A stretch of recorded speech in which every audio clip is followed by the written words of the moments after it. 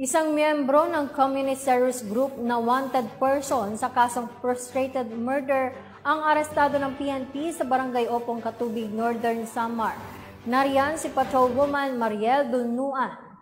Natakas ang isang miyembro ng Communist Terrorist Group na wanted person na may kasong frustrated murder matapos mapasakamay ng otoridad sa Barangay Opong, Katubig, Northern Samar. Naaresto ang akusado bandang alas 2 ng hapon ng mga tauhan ng 2nd Northern Samar Provincial Mobile Force Company kasama ang 19th IB Philippine Army at Katubig Municipal Police Station sa bisa ng warrant of arrest para sa kasong frustrated murder with multiple attempted murder na may inirekomendang piyansa na 200,000 pesos para sa pansamantalang kalayaan. Ang akusado ay dinala sa Katubig Municipal Police Station para sa kaukulang dokumentasyon at tamang disposisyon. Patuloy ang pagbabantay ng mga kapulisan sa ating komunidad upang masiguro ang katahimikan at kaayusan ng mamamayan na siyang hinahangad ng bagong Pilipinas.